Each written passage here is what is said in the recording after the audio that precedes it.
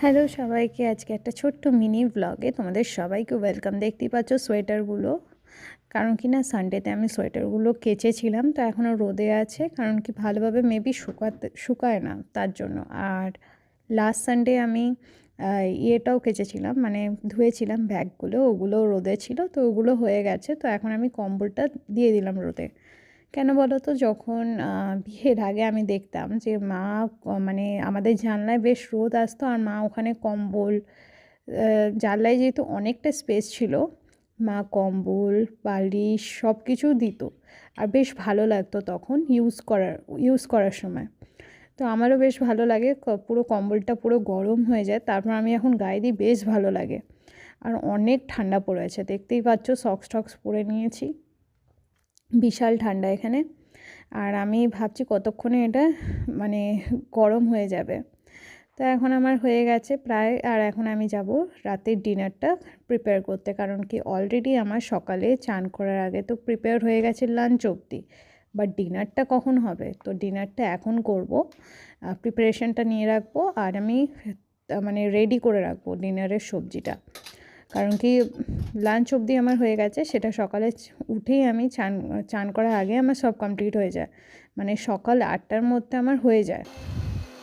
8টা কি 7টা, 7:30টার মধ্যে আমার হয়ে গেছে লাঞ্চ প্রিপারেশন। তো এখন আমার জাস্ট ডিনারটা প্রিপেয়ার করতে হবে। তো এখানে জোগাড় যন্ত্র করে নিয়েছি, হ্যাঁ এখন আমি রান্নাটা বসিয়ে দেবো।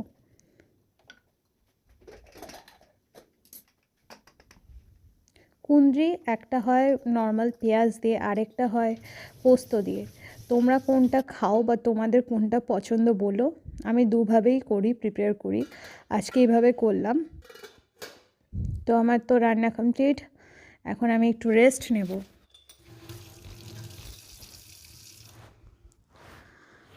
তো চলো, এখন আস্তে আস্তে আমি সব কিছু, এখন আমার না বিশাল খিদে পেয়ে যায়, মানে এই যে 12:45 বা 12:30টার দিকে একটু খিদে খিদে পায়, তখন আমি একটা করে ফল নিই, আর বেশিরভাগই আমি নিই গুয়াভা।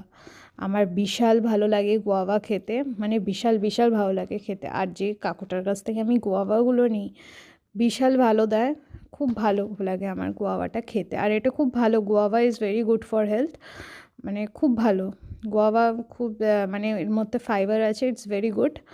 সো এখন আমার হয়ে গেছে প্রায় সব কিছু, এখন আমি একটু রেস্ট নেব, মানে একটু শোবো। আর কারণ কি অভিষেক আসবে, তারপরে লাঞ্চ করবো একসাথে, তো যতক্ষণ না ও আসছে একটু শুয়ে থাকবো, কারণ কি আমার তো সব কিছুই ডান। সো বাই, তোমরা সবাই ভালো থেকো, সুস্থ থেকো।